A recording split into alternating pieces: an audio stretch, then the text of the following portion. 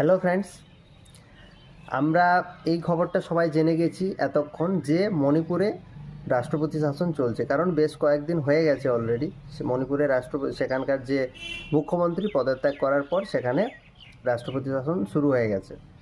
এরপর কথার কথা হচ্ছে যে মণিপুরে বেশ অনেক দিন ধরেই সাম্প্রদায়িক দাঙ্গা হাঙ্গামা চলছে, এবং সাম্প্রদায়িকতার যে সবথেকে বড় নৃশংসতার রূপ কী হতে পারে সেটা আমরা অনেক দিন ধরেই দেখছি। ঠিক আছে, বিভিন্ন ধরনের ঝামেলা সেখানে চলছেই, তো সেই কারণেই ফাইনালি সেখানকার মুখ্যমন্ত্রী পদত্যাগ করেছেন এবং রাষ্ট্রপতি শাসন সেখানে চলছে। ঠিক আছে, এবার এক্সাম পার্সপেক্ট অফ ভিউ থেকে এখান থেকে আমাদেরকে দুটো জিনিস একটু জানতে হবে। ঠিক যেমন করে আমরা সবাই জানি যে মণিপুরে এখন রাষ্ট্রপতি শাসন চলছে, এই আমি যে দুটো ইনফরমেশন বলবো সেগুলো কিন্তু আমরা সবাই জানি না। ঠিক আছে, যেমন কি এখনো পর্যন্ত দেখো, স্বাধীনতার পর থেকে ভারতবর্ষে প্রত্যেকটা রাজ্যে কখনো না কখনো রাষ্ট্রপতি শাসন জারি হয়েছে, কিন্তু এখনো পর্যন্ত একমাত্র দুটো রাজ্য আছে যেখানে কিন্তু একবারও রাষ্ট্রপতি শাসন ইম্পোজড হয়নি।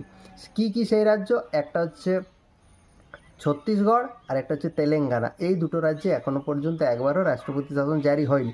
যদিও রাজ্য দুটো অন্যান্য রাজ্যের তুলনায় খুবই নতুন, এগুলো অনেক পরে তৈরি হয়েছে।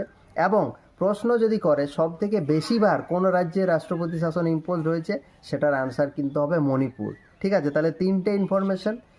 একবারও রাষ্ট্রপতি শাসন এখনও পর্যন্ত জারি হয়নি, এবার ভবিষ্যতে হতেও পারে, তখন কিন্তু এই শর্টটার আর কোনো গুরুত্ব থাকবে না।